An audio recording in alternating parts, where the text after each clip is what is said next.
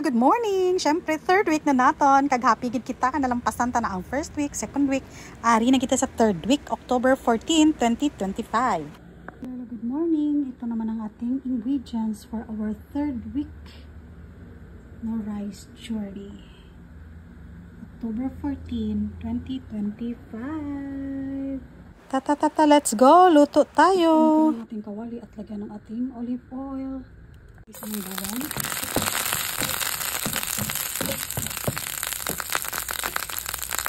Lagyan natin ang ating luya.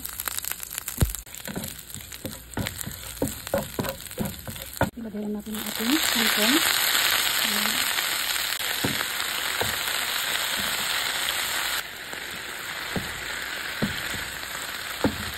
At lagyan natin ito ng salt. And of course, vinegar. At antayin maluto.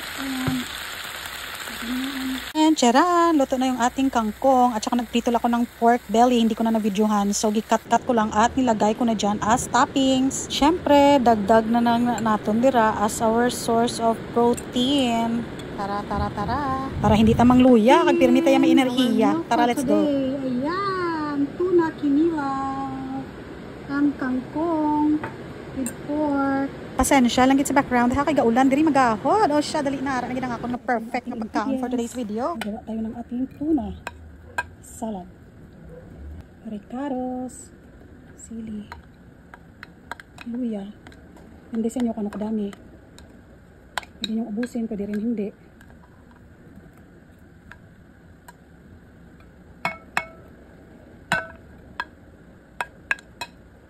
Lagyan din natin siya ng ating radish, calamansi juice and vinegar. So, the taste depende sa inyo kung ano kadami.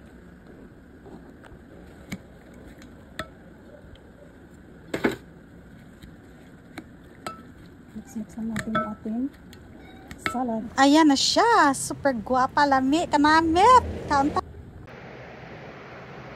Let's eat. This is our tuna kinilaw and our kangkong and our pomelo. Oh, look at that. Sarap. Sarap. Kain tayo. Damo nagapamangkot kung kanon lang ba ang paon sa pag low carb. Hindi po, no? Syempre iwasan natin ang mga root crops like yung carrots, mga kamote, kag mga ano pa na dira, mga singkamas, kag mga basta sa danong lupa na galing ng mga prutas and vegetables.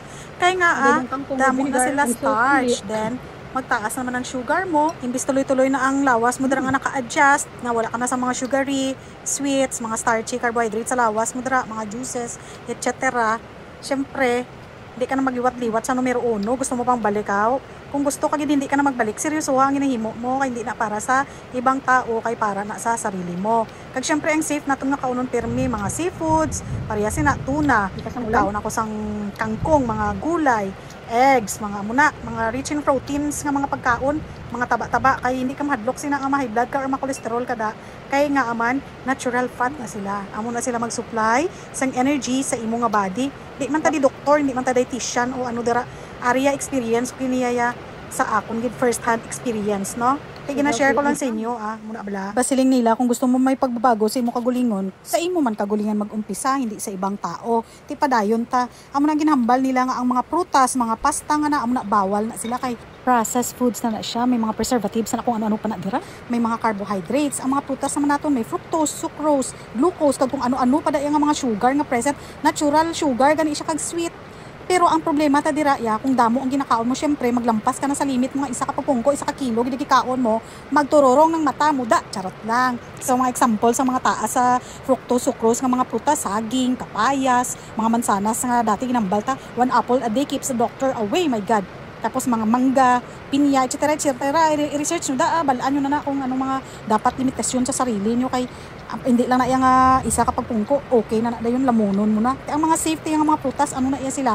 Mga avocado, strawberry, mga berries family, pero mga 4 to 5 pieces lang para hindi mag-spike ang blood sugar mo. Kaya para healthy ka lang niya pirmi. Ang disiplina amo na siya ang key sa imong sarili.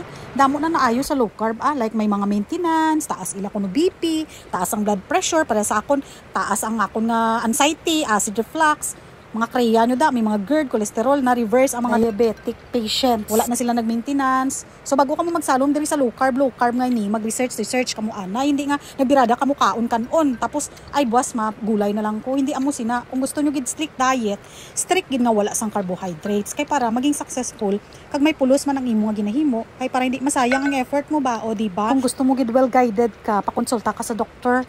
Kag mas the best pag ikaw ang doktor nga katuan mo ang ga-practice gid sang low carb, no? Siya sige diri na lang taas ta. Babu. Thank you for watching.